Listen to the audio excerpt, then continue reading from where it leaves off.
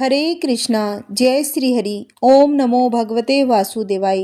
आप और आपके पूरे परिवार पर भगवान विष्णु की कृपा सदैव बनी रहे।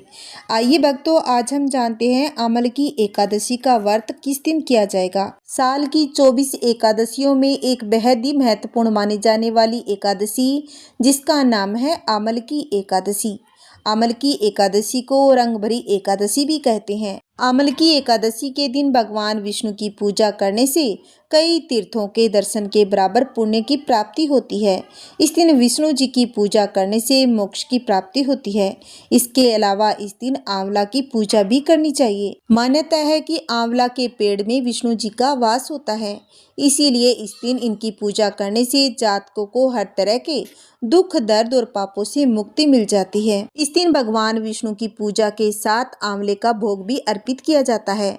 इस वर्ष अमल की एकादशी पर 3 शुभ योग बन रहे हैं और 68 मिनट की भद्रा भी लग रही है। स्वार्थ सिद्धि योग, शोभन योग, पुष्य नक्षत्र योग। तो आइए जानते हैं अमल की एकादशी का व्रत किस दिन रखना शुभ रहेगा। एकादशी तिथि कब शुरू होगी, कब इसका समापन होगा, कब इसका पारण करें। एकादशी तिथि प्रारंभ होगी 9 मार्च रविवार के दिन सुबह 7:44 से। एकादशी तिथि का समापन हो जाएगा 10 मार्च सोमवार की सुबह 7:44 पर। उदयकालीन तिथि को देखते हुए अमल की एकादशी का व्रत इस बार 10 मार्च सोमवार के दिन रखा जाएगा। ब्रह्म मुहूर्त का समय रहेगा 4:58 से 5:48 तक। अभिजीत मुहूर्त दोपहर 12:08 से 12:55 तक रहेगा। इसी बीच आप कोई भी शुभ कार्य कर सकते हैं। राहु काल का समय रहेगा सुबह 8:05 से 9:34 तक।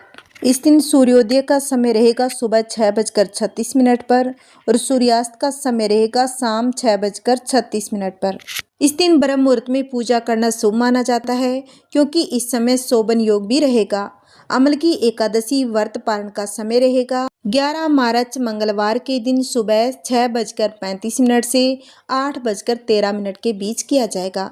10 मार्च सोमवार के दिन स्वार्थ सिद्धि योग सुबह 6:36 से रात 12:51 तक रहेगा। शोभन योग सुबह से दोपहर 1:57 तक। रवि पुष्य नक्षत्र रात 12:51 तक रहेगा। भद्रा का समय रहेगा सुबह 6:36 से 7:44 तक। द्वादशी तिथि प्रारंभ होगी 10 मार्च सोमवार सुबह 7:45 से। द्वादशी तिथि समाप्त हो जाएगी 11 मार्च मंगलवार सुबह 8:13 पर। आइए अब जानते हैं अमल की एकादशी व्रत रखने के नियम। अमल की एकादशी के दिन आंवले से बनी चीजें खानी चाहिए। इस दिन आंवले का सेवन करने से व्यक्ति को अक्षय फलों की प्राप्ति होती है और साथ ही भगवान विष्णु का आशीर्वाद भी मिलता है। अमल की एकादशी से एक रात पहले भगवान विष्णु का स्मरण करते हुए सोए। अमल की एकादशी के दिन सुबह स्नान करके व्रत का भगवान विष्णु के सामने संकल्प लेना चाहिए। हाथ में थोड़ा जल ले और भगवान विष्णु के सामने ये कहते हुए व्रत का संकल्प ले, हे भगवान, अपना आशीर्वाद दे ताकि मैं इस व्रत को सफलतापूर्वक पूरा कर सकूं। इसके बाद पवित्र आंवला या आंवले के पेड़ की पूजा करें। अगले दिन व्रत समाप्त होने के बाद ब्राह्मण या पुजारियों को भोजन कराएं और जरूरतमंद लोगों को अपनी क्षमता के अनुसार दक्षिणा दें। एकादशी तिथि को वृक्ष के पत्ते न तोड़ें और इस बार एकादशी तिथि सोमवार के दिन रहेगी, तो आपको तुलसी दल शनिवार के दिन ही तोड़कर रखने पड़ेंगे, क्योंकि रविवार के दिन भी तुलसी दल नहीं तोड़े जाते। इस दिन बाल न कटवाए और किसी अन्य का दिया हुआ अन्न भी नहीं खाना चाहिए। एकादशी व्रत के दिन उससे जुड़ी व्रत कथा अवश्य ही सुननी चाहिए। शास्त्रों के अनुसार बिना एकादशी व्रत कथा सुने व्यक्ति का व्रत पूरा नहीं होता। बोलिए श्री हरि विष्णु भगवान की जय। अगर आपको इसकी कथा सुननी है तो मेरे चैनल पर अपलोडेड होगी, आप इस कथा को जरूर सुनें।